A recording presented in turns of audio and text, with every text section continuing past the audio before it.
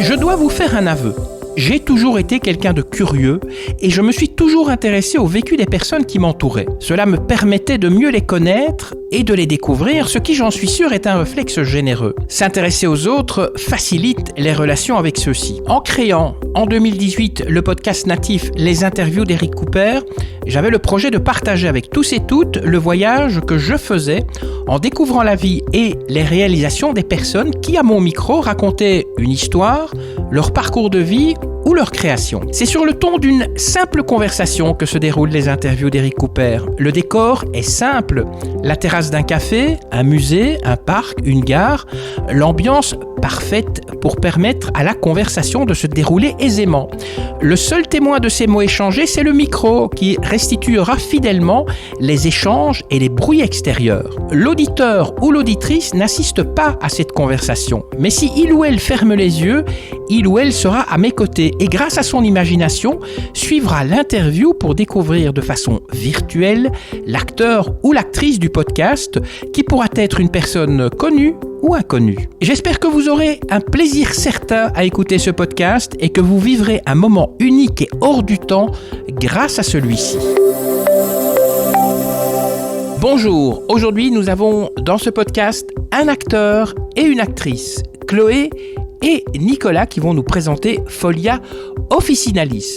Alors Folia Officinalis, c'est une ASBL indépendante dédiée aux plantes médicinales et à la diffusion d'un savoir critique, libre et accessible en région de Wallonie-Bruxelles.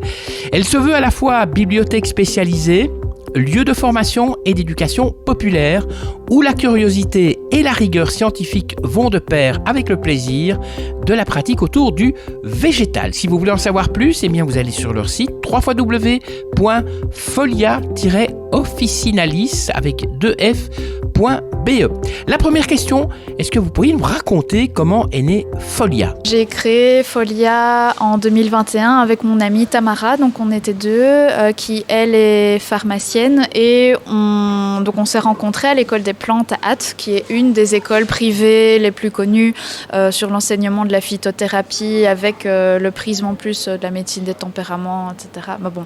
Donc on s'est rencontrés et on est toutes les deux de formation universitaire et on trouvait que ça manquait un peu comme ce qui se trouve dans les universités, dans les facultés, c'est des lieux ressources, des lieux d'information où on peut étudier, où on peut explorer. Enfin ça nous manquait pour l'aspect phytothérapie, herboristerie. Et au final, on s'est dit, mais on va le faire. Donc voilà, et puis on adore les livres toutes les deux. Et non, quand on est passionné d'un sujet, on accumule, on a tendance à un peu accumuler des livres. Et on a mis nos fonds de livres en commun, en fait. C'était le point de départ. C'était la création de cette bibliothèque et de ce lieu ressource sur l'herboristerie. Alors, pourquoi avoir centré justement ce projet sur les plantes médicinales ? Les plantes médicinales, elles sont au carrefour en fait de plein d'enjeux. Bon, ça, on s'en est aperçu au fur et à mesure. C'est que à la fois il y a la question de l'autonomie, il y a qu'est-ce qui nous pousse à nous intéresser aux plantes. Il y a une volonté de se réapproprier sa santé, de mieux connaître son environnement. Et puis, au final, ça nous a permis aussi de valoriser certaines connaissances qu'on a pu avoir par ailleurs, les sciences, savoir faire des recherches, c'est la chimie. Enfin, moi, j'ai été pétée en chimie, je m'attendais pas à pouvoir faire des savons, etc. après. Donc voilà. Et les plantes médicinales aussi, oui, il y a vraiment un enjeu d'autonomie et de durabilité. En tout cas, moi, quand je me suis dirigée vers les plantes médicinales, ça a été aussi pour avoir un impact moindre sur l'environnement. Et j'avoue être un peu tombée de haut parce que se diriger vers les plantes pour sa santé, pour même les cosmétiques, ça ne veut pas forcément dire que c'est meilleur pour l'environnement, que c'est plus durable. Donc il y a aussi cet enjeu de sensibilisation à ces questions qui est venu par la suite. Donc c'est vraiment un beau carrefour pour aborder plein de questions de société. Et en quoi l'usage raisonné est d'actualité, mais peut-être d'abord expliquer c'est quoi un usage raisonné ?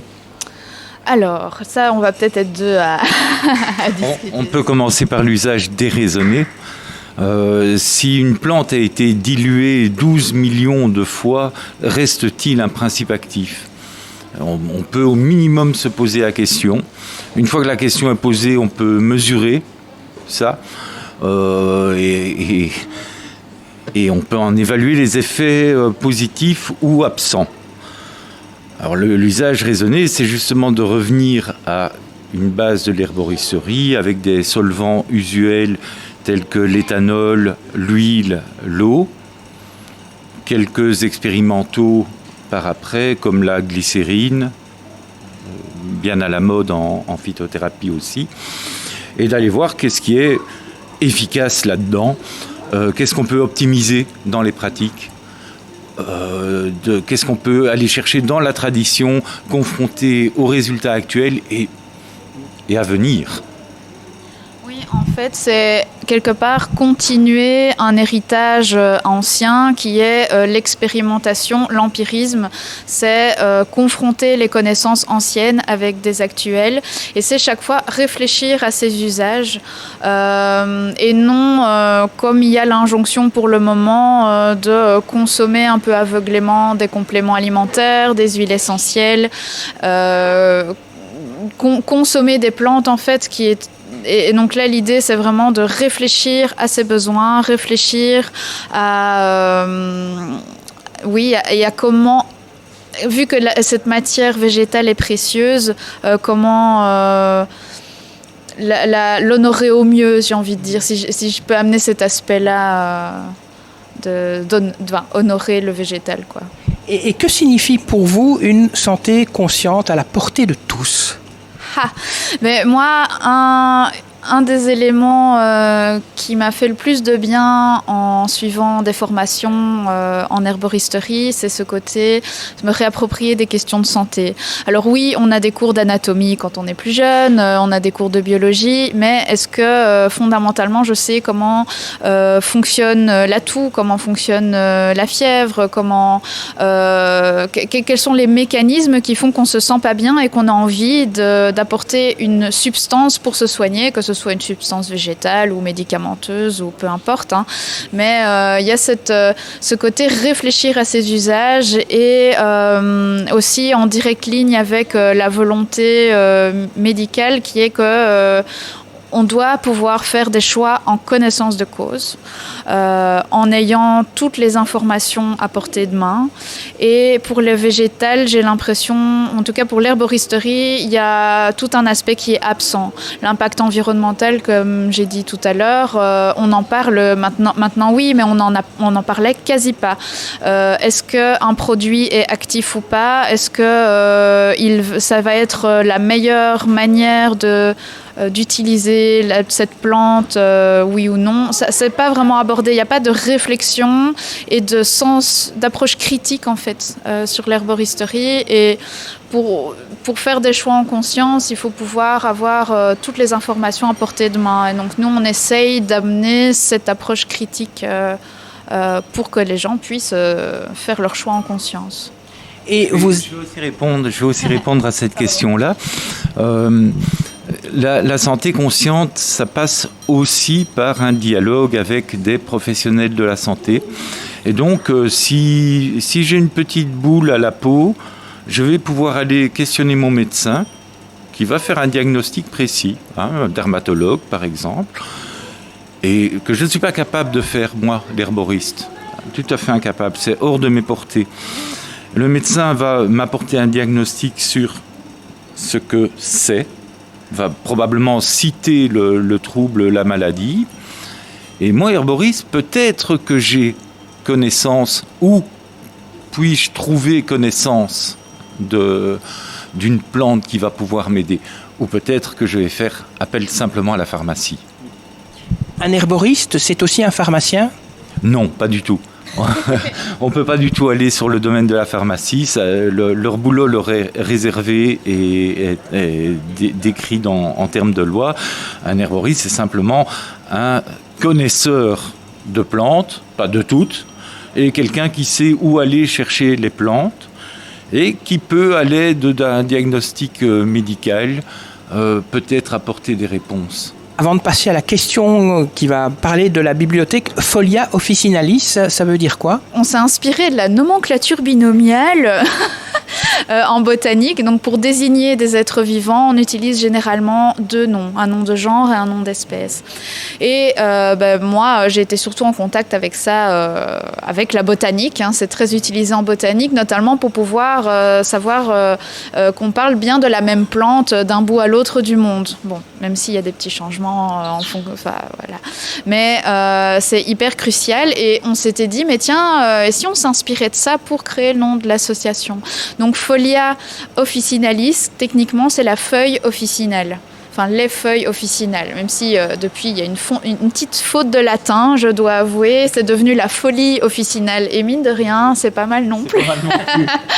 Mais oui, et officinalis, c'est vraiment un nom d'espèce qui désigne pas mal de plantes officinales, qui est relatif à l'officine. Donc, c'est vrai qu'avant, la distinction herboriste et pharmacien, elle n'était pas très très claire, quoi. Donc, il y a beaucoup de plantes qui sont désignées par ce terme officinal ou médicinal.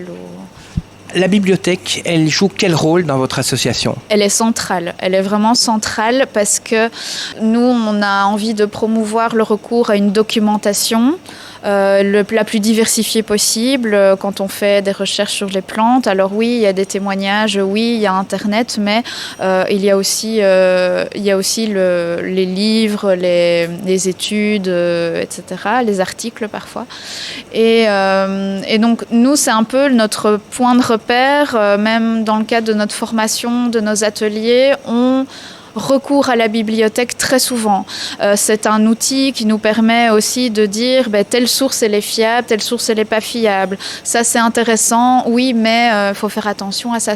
Et en fait c'est pour nous un véritable outil et un endroit de rencontre. Ça nous permet de dialoguer avec les gens qui viennent nous voir.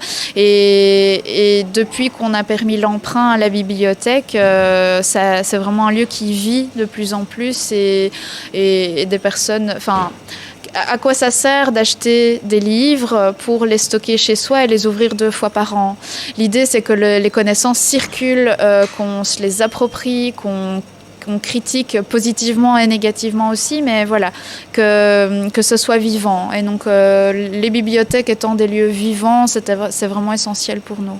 Est-ce qu'on trouve des herbiers dans votre bibliothèque? Vous savez, là où on mettait les plantes qu'on faisait sécher dans des bottins, est-ce qu'il y en a ou bien ça ne se fait plus pour des raisons qui sont peut-être très bonnes, entre autres écologiques? Alors les raisons écologiques, on va les éliminer tout de suite parce qu'une plante, une espèce de toute façon protégée ou menacée en Wallonie, on ne peut pas l'accueillir. Donc il n'y a plus de plantes menacées et ou protégés dans les herbiers actuellement. Nous avons 2 herbiers en bibliothèque et l'un d'eux est plus ancien. Dans celui-là, je pense qu'il a une 70aine d'années. Elle nous a parlé d'une 100aine d'années. Une 100aine d'années, voilà. Dans celui-là, il y a évidemment des plantes qui ont été depuis classées en protégées. Donc oui, et alors l'usage de l'herbier, semble-t-il, se remet en route via une filière de formation. Les IFAPME recentrent la pratique de l'herbier dans le travail de l'étudiant en herboristerie. Mais c'est plus comme un outil c'est plus comme un outil de certification maintenant que vraiment quelque chose qu'on vient consulter pour autre chose que sa beauté. Pour ça, maintenant, le public utilise plutôt des livres qui comprennent des monographies, qui sont des descriptions complètes, les plus complètes possibles des plantes, assorties de photos, assorties d'illustrations. Mais l'herbier en tant que tel, c'est pas un outil qu'on nous demande beaucoup. C'est vraiment plus un travail de fin d'études pour le moment.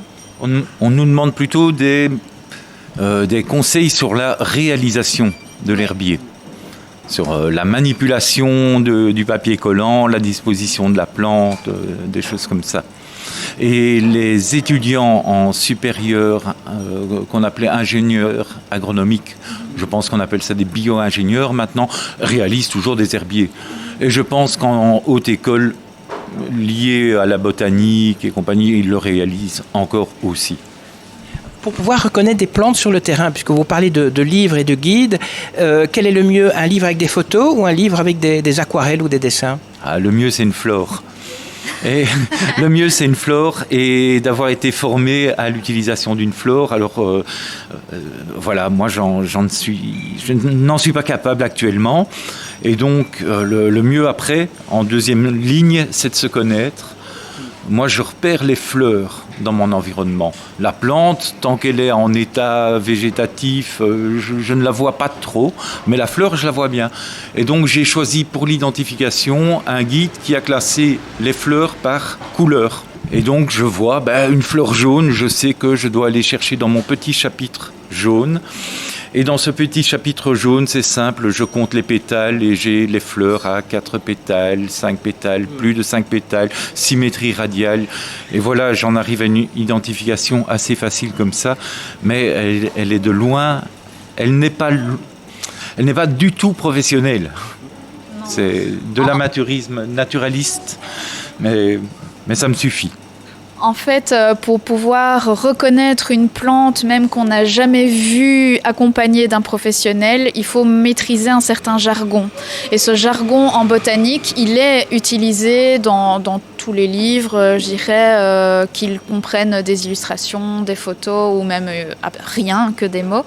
Mais il y a vraiment ce vocabulaire à maîtriser pour pouvoir être sûr de quelle plante on parle et la reconnaître. Et ça se passe en formation.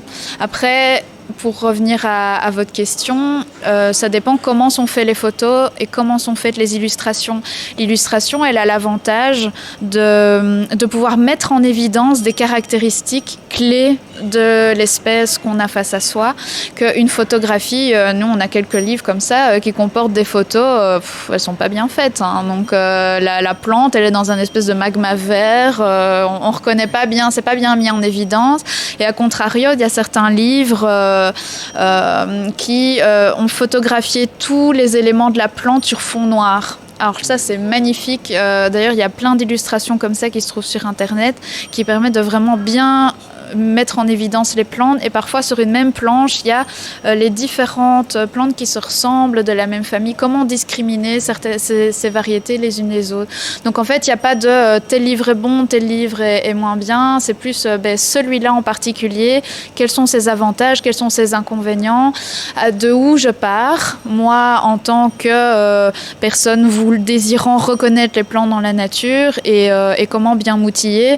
A contrario, moi, il y a un livre que j'avais bien aimé, c'était Les plantes dont tout le monde se fout d'Ophélie Damblé, où là, les photos sont plutôt bien faites, le jargon est pas du tout scientifique, elle renomme des plantes avec des surnoms un peu rigolos, elle a un jargon très urbain et en même temps, comme première approche, pour reconnaître des plantes qu'on côtoie, parce que c'est des plantes qui sont visibles en rue, entre les dalles des trottoirs, dans les friches et tout, c'est vraiment un chouette bon début, quoi. Donc voilà.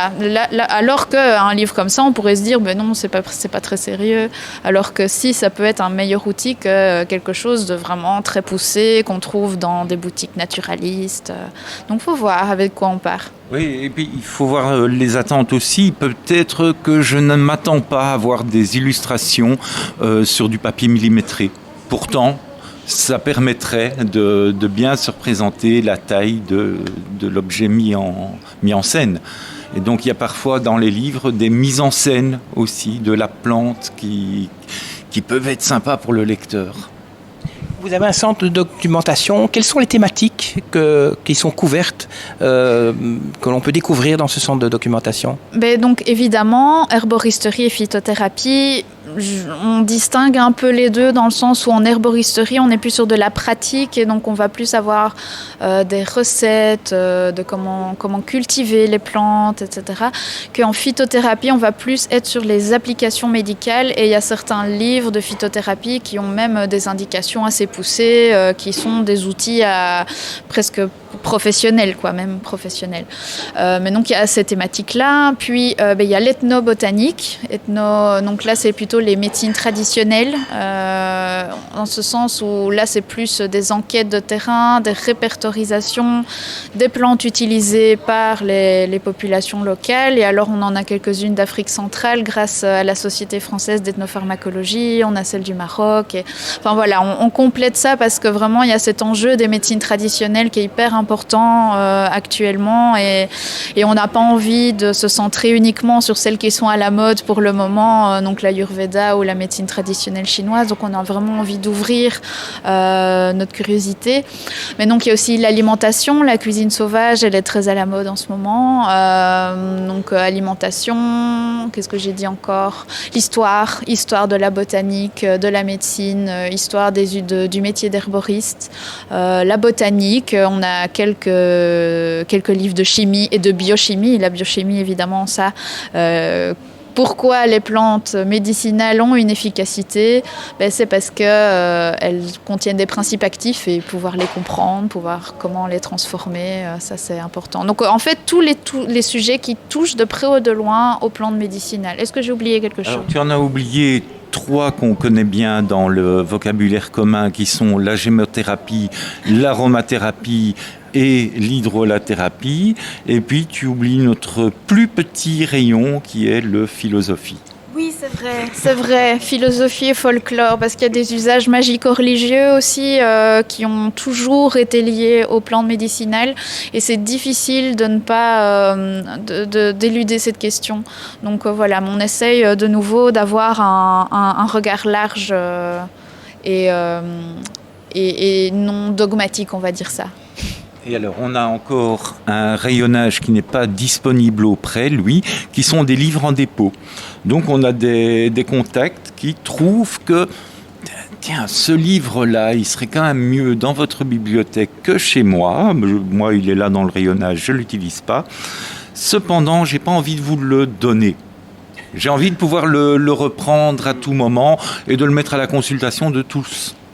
Donc, ces livres restent en dépôt chez nous, sont consultables et non empruntables. À qui s'adresse votre bibliothèque ? Est-ce que c'est des passionnés, c'est des scientifiques, c'est des amateurs ?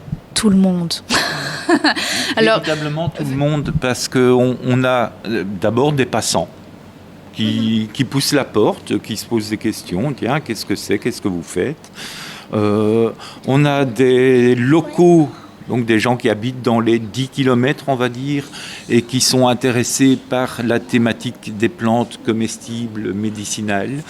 On a des étudiants en promotion sociale et en IFA-PME.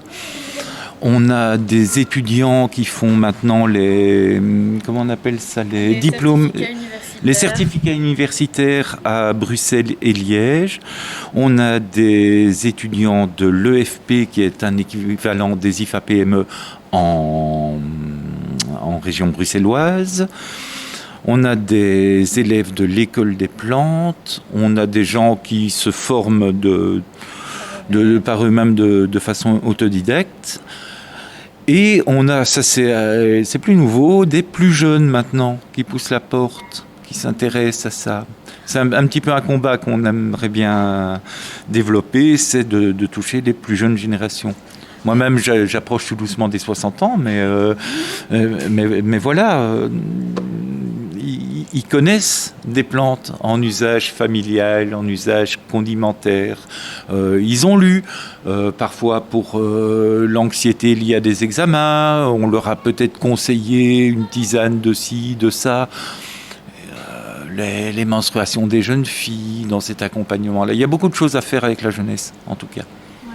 En fait, l'essentiel du public qu'on a pour le moment, c'est clairement un public avec un objectif de recherche. Alors souvent, c'est des travaux de fin d'année, que ce soit des formations officielles IFA-PME, EFP ou les certificats universitaires, ou des personnes qui ont des objectifs personnels.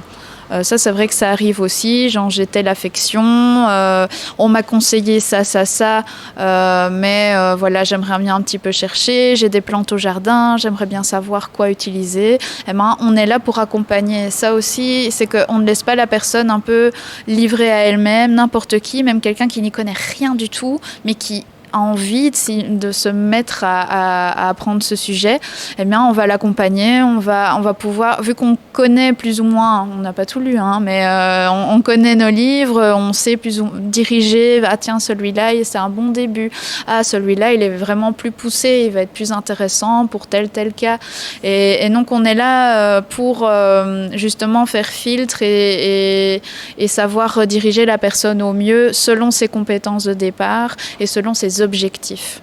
Donc, a priori, vraiment, tout le monde peut venir. Il y a juste que... Et on essaye d'avoir de la documentation pour tout le monde. On a aussi de la documentation numérique qu'on essaie de répertorier un maximum sur le site parce que...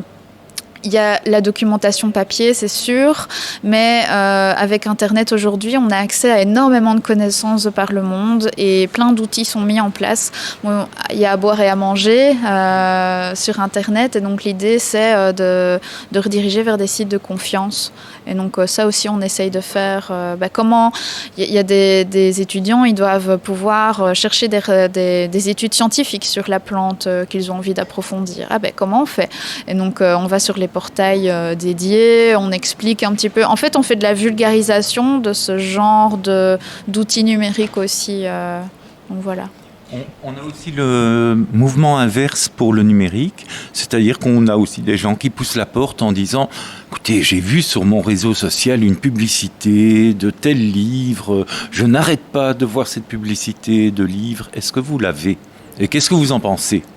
Et là, on a un rôle à jouer aussi, de pouvoir le proposer d'abord à la consultation, et puis de pouvoir nous positionner. Comment est-ce que vous naviguez entre les traditions populaires et la science ? Moi, je dois avouer que je n'ai pas de formation scientifique de base.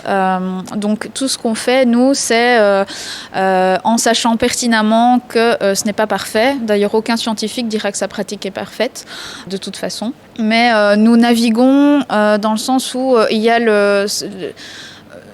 ce que maintenant on appelle le niveau de lecture, par exemple, si on cherche à mesurer l'efficacité, genre dans une compétition entre des remèdes, que ce soit synthétiques ou végétales, lequel est le meilleur pour telle affection, etc., souvent les plantes, elles vont quand même être battues. Faut le dire, mais par contre là où les plantes ne sont pas battues, c'est qu'elles sont hyper accessibles et donc il y a cet enjeu d'autonomie, d'accès, en fait quel remède, quel système de soins est mis en place, quel est l'intérêt pour la personne d'aller vers les plantes et malheureusement dans le secteur de la phytothérapie, il y a beaucoup d'écueils, il y a beaucoup d'arguments qu'on dirait fallacieux, qui est par exemple cet appel à la nature de « Ah, c'est naturel alors !» c'est tellement mieux, enfin c'est sous-entendu, c'est mieux, alors que non, c'est pas un bon argument. Il y a plein d'éléments toxiques dans la nature, c'est naturel, hein, mais on n'a pas intérêt à les consommer. Il y a cet appel, oui, à la tradition, dire c'est ancien, c'est ancestral, avec aussi cette fascination pour l'exotisme qu'on a, qui est très coloniale. Hein, c'est de se dire tel plan, ils ont tout compris, cette population-là, les anciens, etc. Et en fait, l'idée, c'est de dépasser la fascination, comprendre pourquoi on a besoin de tel ou tel remède. En fait, il y a beaucoup de métacognition là derrière, de réflexion sur nos propres choix. Et comment on fait le grand écart entre les deux? C'est en sachant, oui, ce qu'on cherche, en se questionnant sur nos objectifs et aussi en sachant que rien n'est parfait et il y a des critiques des deux côtés. Et donc, c'est pas parce que c'est traditionnel que d'office c'est bien et c'est pas parce que la science a prouvé que forcément c'est parole sainte non plus, quoi, et qu'il faut rejeter le traditionnel. Il y a un petit peu ça. Il y a d'autres apports aussi de la part de l'histoire. On peut se questionner Pourquoi est-ce que M. Hahnemann, à l'époque, a proposé des dilutions au millionième? Pourquoi? À un moment donné, l'époque a fondé ce genre de pensée. Qu'est-ce qu'on emportait sur un navire un navire de la marine royale française comme médicament? L'espace est très réduit, la durée du voyage va être très longue, on ne sait pas très bien ce qu'ils vont avoir comme maladie, il va falloir faire des choix. Donc ça m'apporte beaucoup d'informations. Qu'est-ce qu'un pharmacien d'il y a 110, 115 ans faisait? Et qu'est-ce qu'on peut faire dans notre cuisine avec ce genre de données? C'est très intéressant. Et alors après, il y a des aventures dans l'histoire. Si on prend une plante en particulier et qu'on regarde dans l'histoire, quelles ont été les vertus décrites par les auteurs? Bien évidemment, dans l'Antiquité, on va parler plus facilement de morsure de serpent que dans notre monde moderne, on va plutôt parler de l'anxiété par rapport à la même plante.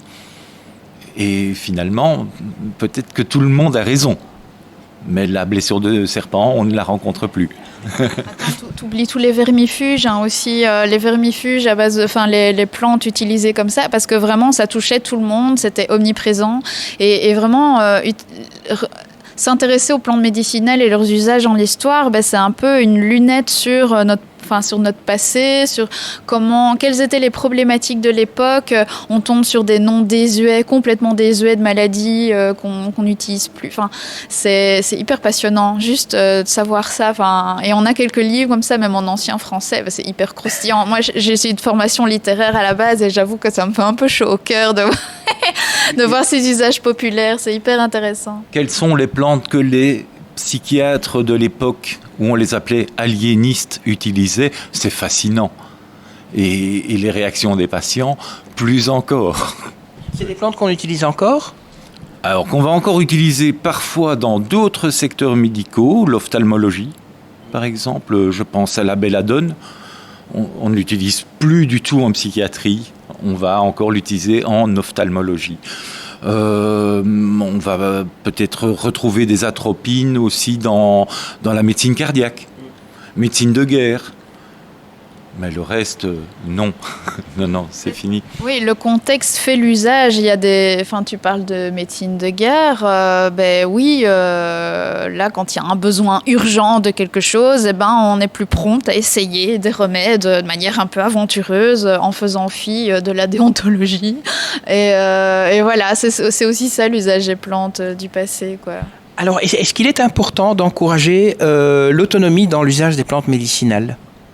Dans tout, en fait. Moi, j'associe l'autonomie à l'esprit critique, dans le sens où c'est pouvoir avoir une réflexion sur sa consommation, mais ça peut être sa consommation alimentaire, vestimentaire, peu importe. Et donc, pourquoi on a envie de se diriger vers les plantes? Mais moi, par exemple, c'était pour des raisons environnementales.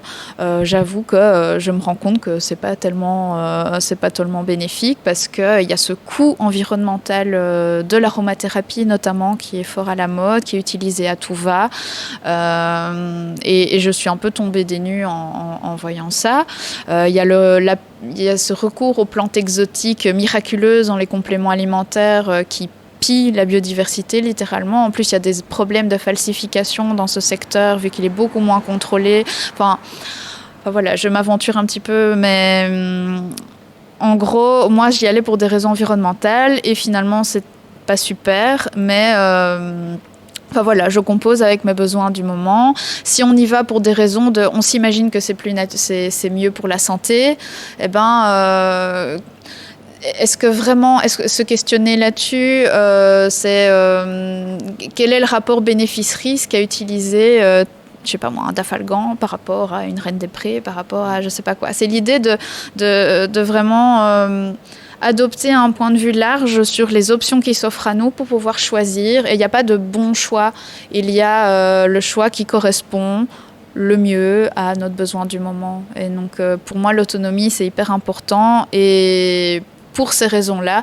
Il y a aussi le fait que les plantes, c'est accessible, c'est un outil qui nous permet de mieux connaître et de mieux protéger notre environnement. En général, quand on vient vers les plantes médicinales, on a l'impression que nos yeux ils s'ouvrent, quoi. La nature, c'est un espèce de magma vert un peu informe, comme ça, de temps en temps, il y a une fleur qui pop, on dit « Oh, c'est joli !» Et puis là, il y a notre regard qui s'affine, qui se complexifie, on se rend compte à quel point c'est beau. Et on se sent plus touché, plus enclin à préserver cet environnement dans lequel on évolue. Enfin, en tout cas, pour moi, c'est ça. Vous organisez aussi des formations et des ateliers et plein d'activités. Est-ce que vous pourriez un petit peu nous parler de tout ça ? Alors oui. C'est une formation qui s'étale sur une année scolaire, grosso modo, et où on invite les participants à devenir acteurs de leur herboristerie. On l'appelait transformation raisonnée des plantes. Donc on passe par des aspects historiques, des aspects concernant les biais sociaux et cognitifs qu'on peut rencontrer dans ce secteur-là. Et puis on se lance dans les différents solvants, dans diverses réalisations, qu'elles soient anciennes ou plus modernes, et on amène les participants à pouvoir réaliser par eux-mêmes à la fin un produit où ils se seront un produit ou un projet de produit parfois, où ils se seront interrogés sur tous les aspects de la chose, y compris effectivement, comme l'a dit Chloé, des aspects plutôt écologiques, économiques, d'efficacité, de non-dangerosité. Si dangerosité il y a, jusque où va-t-on pouvoir pousser un curseur ? Vous savez, si j'ai mal, si j'ai des crises de sciatique à répétition et que je découvre que je suis capable de réaliser un patch dermique avec une plante qui n'est pas autorisée dans la chaîne alimentaire, je serai drôlement tenté. Oui, mais comment je vais faire ? Et jusqu'à quel dosage je pourrais aller sans me mettre en péril, parce que le but est d'aller mieux, et pas de me mettre en péril par ailleurs. Est-ce que je me mets en péril ? Oui, non. Voilà, donc de pouvoir raisonner à tout ça. Voilà. Et donc il y a aussi l'aspect législatif qui est abordé, et l'idée c'est vraiment pas de donner des recettes tout cru qu'on va répliquer, mais plutôt comprendre la logique derrière les recettes. Est-ce qu'elle est fondée ou pas ? Est-ce que cette recette vue dans un livre est applicable ou pas ? Et alors on explore des manières de faire domestiques et jusqu'au degré de précision qu'on peut faire dans une cuisine. Après, on a un extracteur, distillateur et autres. On a de la verrerie laboratoire, on est très fiers. Mais bon, on n'a pas tout ça à la maison. Et donc l'idée, c'est de rendre ce matériel accessible aux participants et de voir... ça permet d'avoir aussi un recul sur ce qu'on est capable, sur le degré de précision qu'on est capable d'avoir à la maison.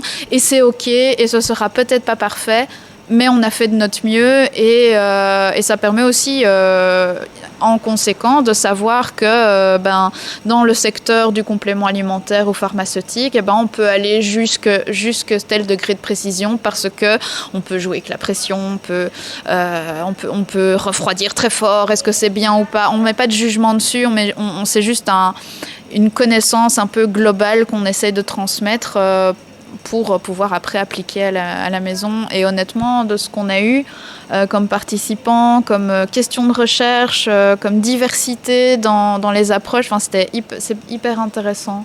Et comme parcours professionnel semi-concret, là, ouais. pour au moins l'une d'entre elles. Oui. Aussi une grande spécificité de cette formation, c'est qu'on a vraiment tout âge et aussi tout niveau à l'entrée. C'est-à-dire que quelqu'un qui ne s'est jamais posé de questions concernant les plantes médicinales et leurs usages peut rentrer là dans cette formation sans être largué à aucun moment. Ou alors il nous le dit. Oui, alors il nous le dit et on s'explique. Voilà. Et même au moment où on dessine une molécule, on fait en sorte que ça soit accessible. Parce que la réalité des plantes fait que il n'y a pas tant de temps que ça pour pouvoir se documenter. Le but, c'est aussi ça, c'est d'être outillé pour se documenter. C'est pas de devenir des grands phytopharmaciens, sûrement pas. Mais de pouvoir lire un article, ça c'est utile. Et le retour qu'on nous a beaucoup fait, c'était qu'on venait vraiment complémenter les formations plus théoriques qui souvent manquent de pratique ou même qui n'outillent pas assez les élèves sur les méthodologies à mettre en place pour transformer ces produits. Parce qu'en général, quand on vient vers l'herboristerie, il y a une volonté aussi de faire soi-même, de s'approprier ses connaissances comme ça aussi, que ce soit réaliser maison. Et donc parfois on reste un peu sur notre faim dans beaucoup de formations et on vient répondre à ce besoin. Et pour ça on est assez content parce qu'on ne vient pas prendre la place, on est plus complémentaire, donc ça c'est assez chouette. Et donc là c'est la formation longue. Après, on organise des activités depuis nos débuts parce que on trouve ça chouette, déjà la pratique. On aime diversifier les approches, on aime aussi vulgariser certains contenus et donc on essaye de diversifier les intervenants. On avait invité Nicolas Bette à parler de distillation en Belgique. On a des balades nature. On a aussi Lucille Cattard qui est venue sur l'intérêt des plantes comestibles, l'intérêt nutritionnel des plantes comestibles. Il y a un ami qui est venu nous parler de la recherche scientifique, de comment elle fonctionnait. Enfin, on essaie on se dit tiens, cette question elle n'a pas vraiment été abordée, on la voit pas vraiment. Tiens, on va la faire. Et puis il y a les ateliers un peu classiques qui là sont des modules plus. On va préparer une alcoolature, donc qui est un extrait de plante avec de l'alcool. Tiens, de A à Z. Et ça c'est Nicolas qui l'anime. On va le faire. Moi, j'aime bien faire mes savons. On va faire un atelier saponification parce que c'est toujours créatif. Alors là, on n'utilise pas les plantes sèches, on utilise l'huile végétale. Et j'insiste sur le végétal parce que les huiles animales, j'aime pas trop ça. Mais voilà, ça c'est personnel. Et donc, il y a cette envie de mise en pratique qui permet aussi les échanges, les rencontres. C'est par les ateliers souvent qu'on fait connaissance. Et puis, il y a aussi l'aspect financier. Ça, c'est clair que notre bibliothèque, il faut pouvoir rentabiliser le loyer, pouvoir faire des achats de livres.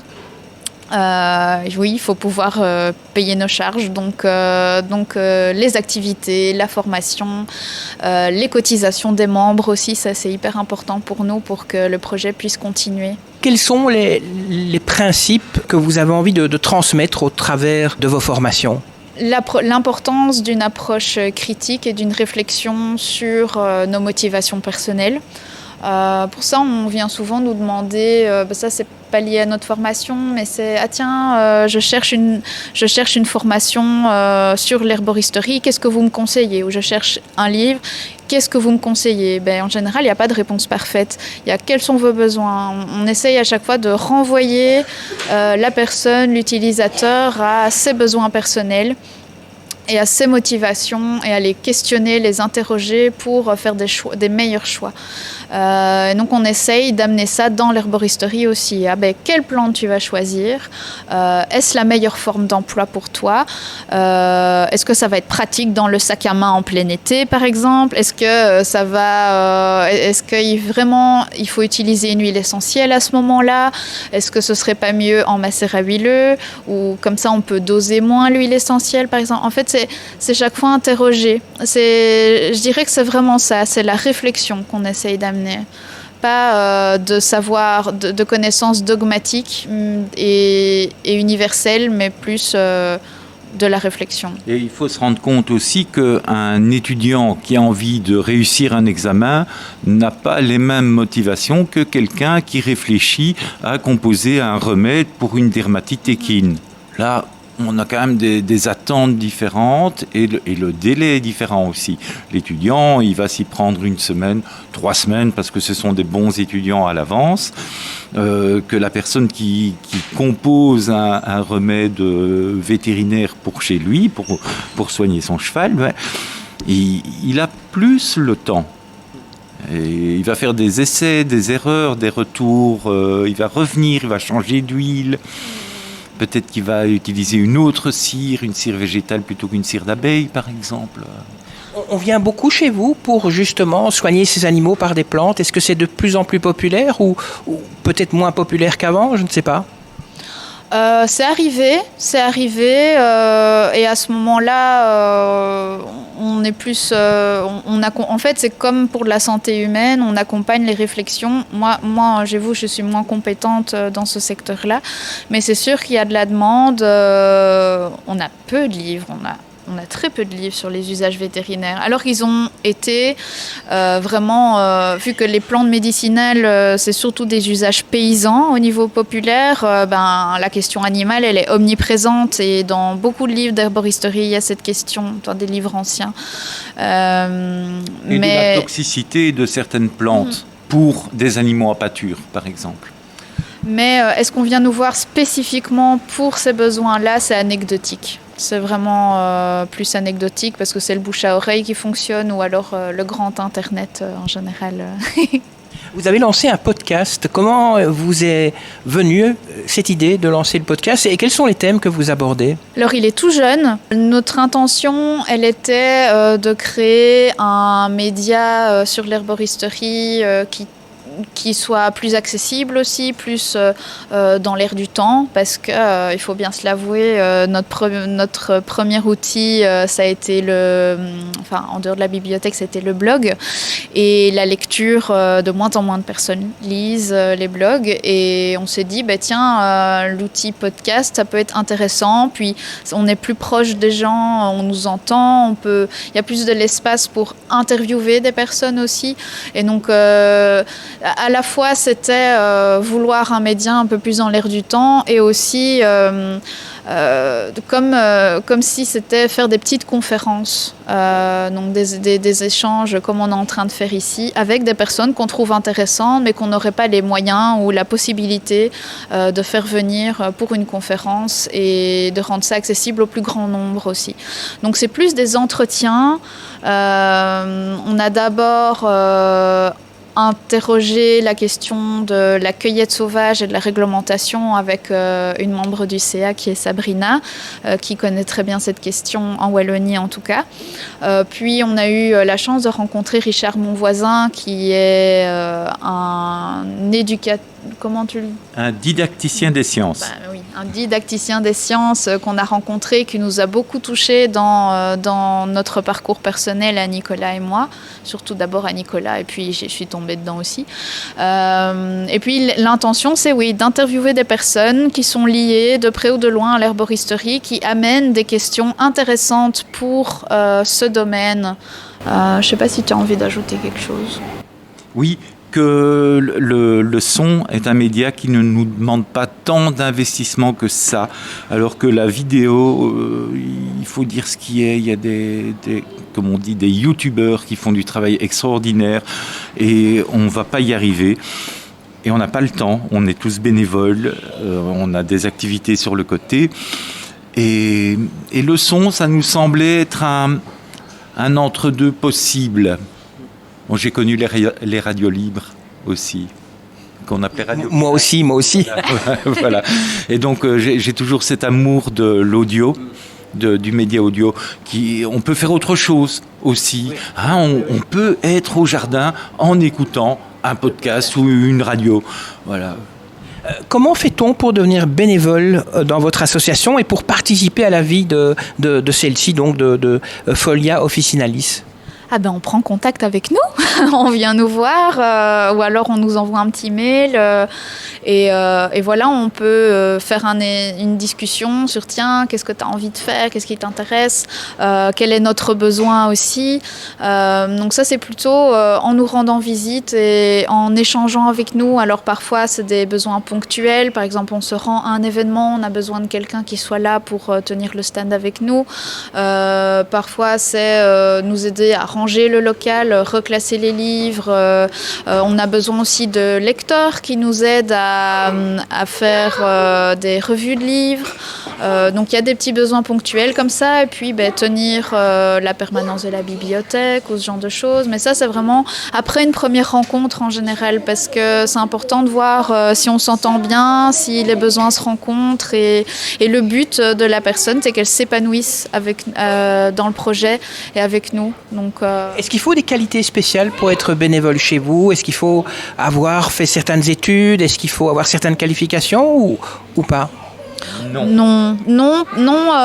Après, ce qui est intéressant, c'est la diversité des profils. On trouve que d'avoir des personnes un petit peu plus d'une éducation plus scientifique serait intéressante dans l'association, parce que nous, c'est un peu bricolage qu'on a fait, on va dire, mais aussi des personnes qui sont intéressées par le monde du livre, par le graphisme, par l'herboristerie, mais de manière tout à fait amatrice. On a, en fait, oui, il faut pas partir du principe qu'on n'est pas compétent. On a toujours quelque chose à apporter dans un organisme, quel qu'il soit. Donc non, pas de formation particulière. Et on espère que que c'est le plus divers possible, justement pour pouvoir croiser des points de vue. C'est hyper intéressant. Alors des profils sympathiques, bio-ingénieurs, pharmaciennes, pharmaciens, médecins,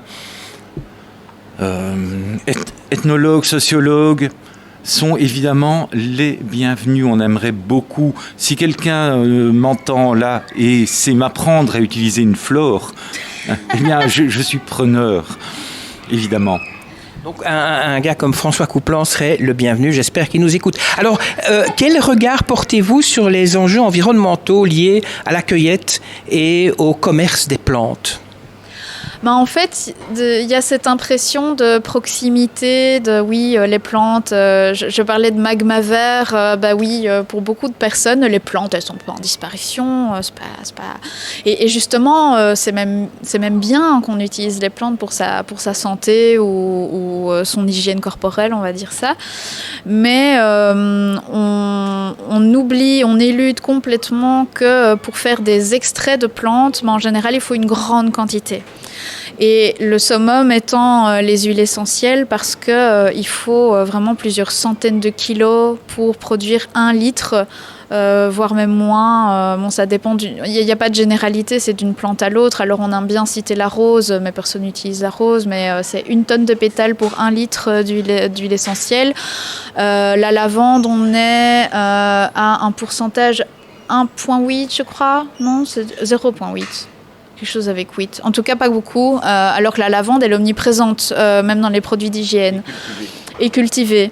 Ça aussi, la lavande à l'état sauvage, elle est en voie de disparition. Le thym aussi dans le sud de la France. Alors évidemment, il faut savoir d'un foyer à l'autre qu'est-ce qu'on regarde. Mais la lavande, c'est de la monoculture avec des énormes tracteurs. Parfois, on se dirige vers ça en voulant consommer autrement, mais c'est le même système agroalimentaire que celui qu'on dénonce par ailleurs. Il y a aussi que le secteur du complément alimentaire, il est en croissance vraiment parce que il est beaucoup moins contraignant que la production de médicaments qui doit prouver son efficacité par A plus B. Bon, il y a plein de problèmes dans le secteur pharmaceutique, mais le secteur du complément alimentaire, il y en a et vraiment pire, on va dire ça, avec des problèmes. Au plus la plante est transformée, au moins on peut être garanti d'avoir la plante annoncée dans le produit. Parce par exemple, une plante en vrac entière, on peut avoir un regard sur la qualité, on peut voir si le séchage a été bien fait ou pas, si c'est bien de cette plante qu'on parle. Alors que quand c'est réduit en poudre dans une gélule, il va falloir une analyse microscopique, voire pharmacologique pour être sûr que c'est cette plante-là. Et visiblement, il n'y a que 20% des plantes qui correspondent à ce qui est annoncé dans le complément, dans les gélules, quoi, selon un rapport qui a été fait en 2018, je crois. quelque chose comme ça. Enfin, il y a beaucoup moins de contrôle. Et puis, il y a le fait que pour distiller une plante, on va revenir sur l'aromathérapie, il faut entretenir des distillateurs pendant plusieurs heures. Ça veut dire plusieurs heures de chauffage.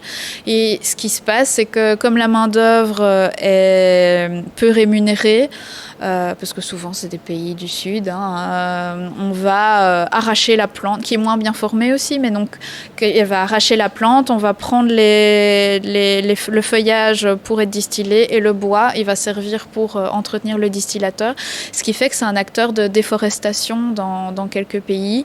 Oui, il y a en fait plein de problèmes qui se trouvent dans le secteur alimentaire actuellement qu'on dénonce, qui se retrouvent dans ce secteur-là totalement, quoi, avec beaucoup moins de critères de traçabilité, beaucoup moins d'attention de la part du secteur alimentaire, pharmaceutique. Donc, je pourrais en parler des heures. Mais pour ça, on a eu l'honneur d'inviter Aline Mercant, qui est un médecin anthropologue et qui a écrit le manuel de phytothérapie éco-responsable et qui a été, pour moi, la première vulgarisatrice sur ces questions. Il y a des chercheurs, des travailleurs du secteur qui le dénoncent depuis longtemps, mais ça a été le premier porte-voix pour le public là-dessus. Avant de passer à la dernière question, est-ce que vous pouvez nous parler un petit peu de ce projet que vous avez de déménager et de vous installer dans la gare de Wavre? Alors pour ceux qui nous écoutent, qui ne sont pas, pour ceux qui ne sont pas de Belgique, donc Wavre est une ville qui se trouve pas loin du parc Walibi. Donc vous allez peut-être, sûrement, puisque vous avez été en fait la première association à dire officiellement on veut s'installer dans la gare de Wavre. C'est quoi ce projet? Alors, Wavre, outre le fait de compter un parc d'attractions, a aussi une splendide vallée qui comporte une rivière qui s'appelle la Dyle, que j'aime beaucoup. Qui a aussi une association de naturalistes, les Amis du parc de la Dyle, et je les salue. Les Amis de la vallée de la Dyle, je les salue, ils sont super sympas. Et puis, c'est la capitale du Brabant wallon. Voilà, province où nous nous situons.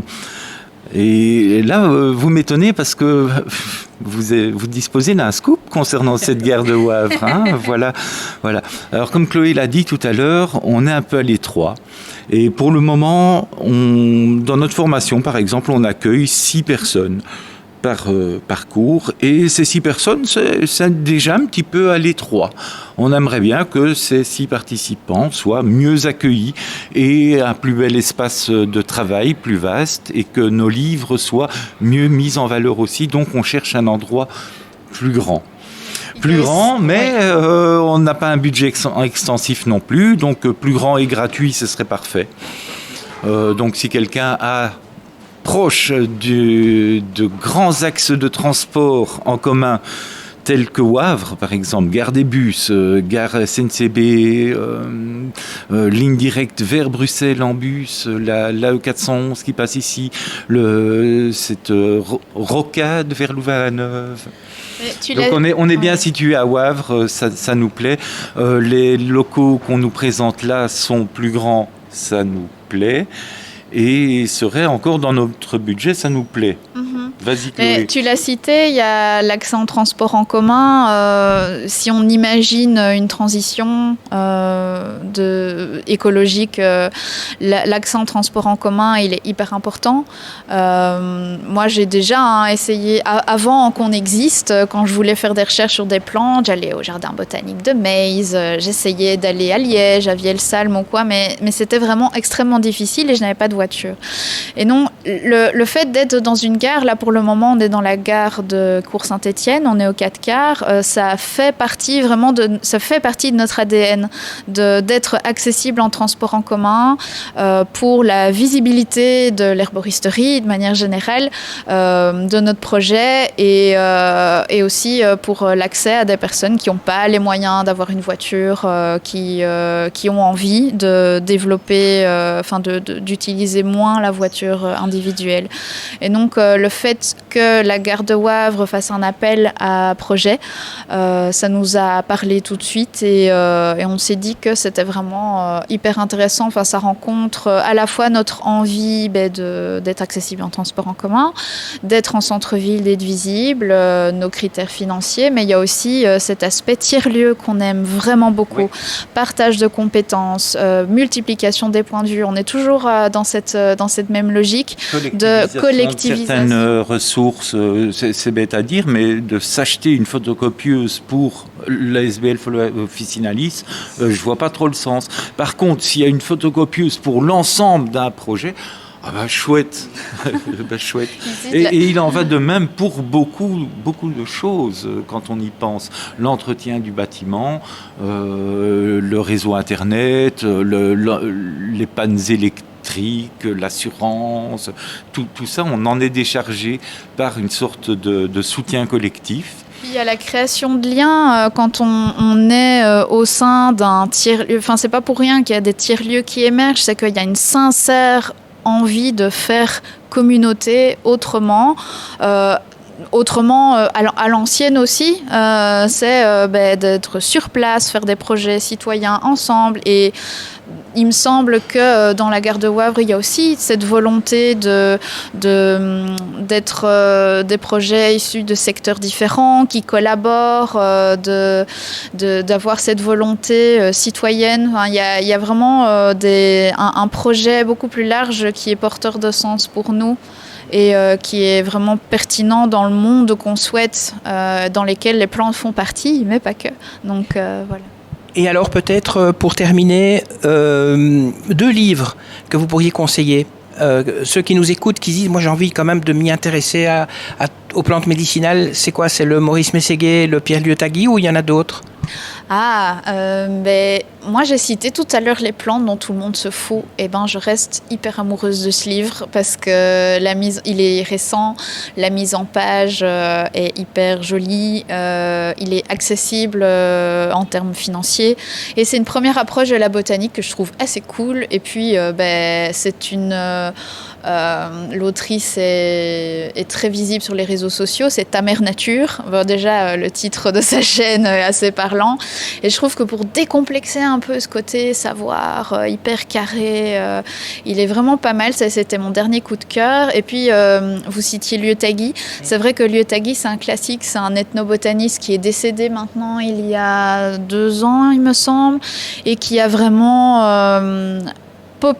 qui a vraiment bien su vulgariser des usages populaires du sud de la France principalement, qui a vraiment créé des ouvrages hyper intéressants sur les usages populaires. Et pour ça, donc là on est sur une autre plume, on est plus sur quelque chose historique, mais qui est hyper important. Et c'est un très grand philosophe aussi.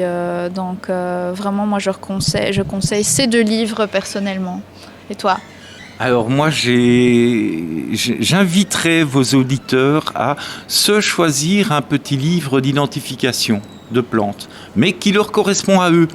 Je vous ai dit tout à l'heure, moi, je repère les fleurs dans la nature. Donc, j'ai choisi un livre qui représente les fleurs. Si quelqu'un aime les arbres, eh bien qu'il fonce s'acheter un bon livre sur les arbres.